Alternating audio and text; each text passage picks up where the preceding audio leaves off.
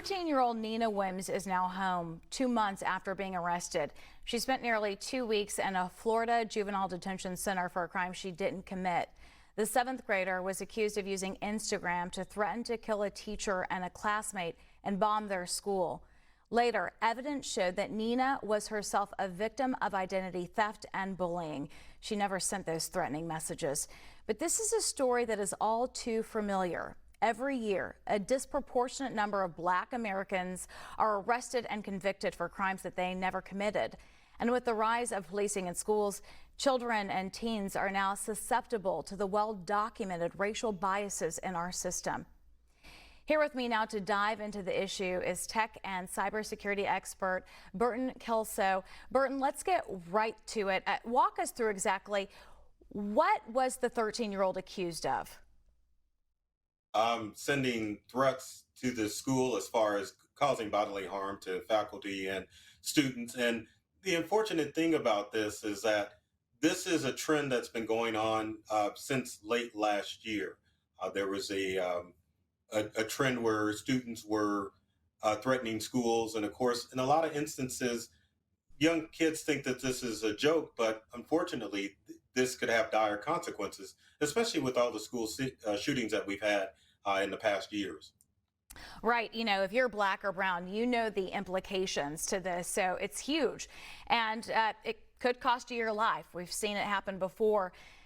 Cybersecurity comes into issue here because it sounds like police, when investigating, missed some really crucial steps. So my first question is, was this a complete oversight? Are these things that they should have easily caught? And what were the steps they should have taken? Well, the steps that the police should have taken was just not to go based on color. You see a young African American student and you automatically think that they're the perpetrator as far as the crime is concerned. But probably one of the first steps that they should have did was to contact Instagram, because with any social media account, you can find an IP address of where the person sent the post. So it doesn't matter if you're on Facebook, Instagram, or even TikTok. Those social media giants are obligated to keep track of IP addresses so that if there is criminal activity on social media, they can immediately find out who actually perpetrated the crime. And that way, police and investigators can get to the right person. So police arrested Nia. They admitted, however, that she did not send those threatening messages, but say she was arrested and it was justified because she and her mother did not cooperate with investigators. Is that really an acceptable excuse when we're talking about a child?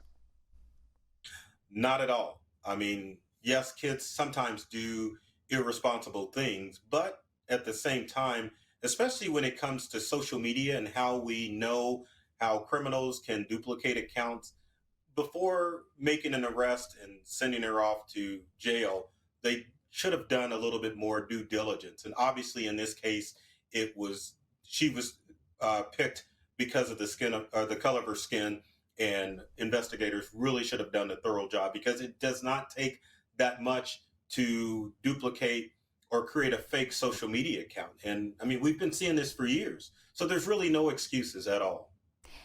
And what part does the school play here? Because Nia's mother said that identity theft was a part of a larger bullying problem that was not addressed by the school. So what is their responsibility in all of this? Well, unfortunately, I mean, there's limited things that the school can do as far as cyberbullying is concerned. Obviously, if a student reports that they are being bullied, the school needs to take action to make sure that that kid is no longer a bully. And of course, they need to take steps to ensure that the student being bullied is threatened. But ultimately, when it comes to cyberbullying, it boils down to the parents of the bully. So the school has some obligation, but at the same time, they're kind of limited as what they can do. But we've seen it in the past, you know, families going after the parents, and maybe that is something to look into.